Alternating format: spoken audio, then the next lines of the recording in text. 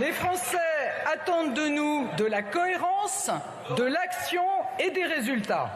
Aussi, sur le fondement de l'article 49, alinéa 3 de la Constitution, j'engage la responsabilité de mon gouvernement pour la première partie du projet de loi de finances pour 2023.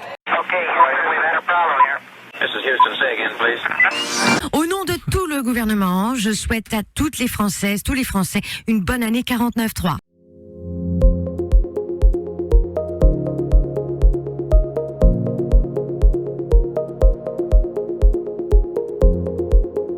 Le 49.3, c'est désastreux. Les 49.3, c'est un déni de démocratie. C'est un des traits autoritaires de cette Constitution. Et Elisabeth Borne, alors à l'Assemblée, elle a expliqué que, grosso modo, que le 49.3 c'était pour le bien de la France. Oh, merci Tata. Ah ouais. Elle te met un grand coup de batte. Bah, oh non, parce que t'avais un moustique.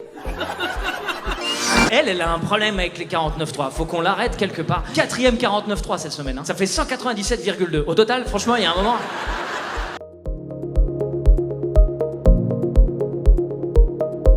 Le 49.3, c'est un article qui, dans la Constitution, en fait, permet donc au gouvernement de faire adopter un projet de loi sans vote. L'ensemble de l'article 49 concerne l'engagement de la responsabilité du gouvernement devant l'Assemblée nationale. Et si les parlementaires sont vraiment, comme l'on dit, remontés contre lui, eh bien, ils peuvent voter une motion de censure et le gouvernement est alors obligé de démissionner. Après délibération du Conseil des ministres, le Premier ministre engage la responsabilité de son gouvernement devant l'Assemblée sur un texte, un projet de loi. Et ce texte, eh bien, il est adopté sans vote, sans amendement, sauf si une motion de censure est déposée dans les 24 heures et ensuite votée par l'Assemblée.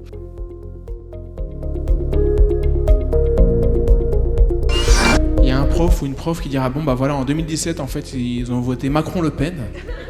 Ils voulaient pas de Le Pen, donc ils ont fait barrage à Le Pen et ils ont eu Macron. Ils n'étaient pas très contents de Macron pendant 5 ans. Et après, en 2022... Il est là, tapis dans l'ombre. Prêt à bondir, vous l'avez reconnu bien sûr, c'est l'article 49.3. Le 49.3, l'arme fatale de l'exécutif, la sournoiserie ultime, c'est la 7e balle dans un flingue à 6 coups, c'est le chocolat fondu qui sort du moelleux, c'est Sandrine Rousseau qui mange un burger, c'est Eric Ciotti qui se fait des couettes, on s'y attend pas et bim, ça emporte tout. StreamSquare, la solution numéro 1 du stream numérique.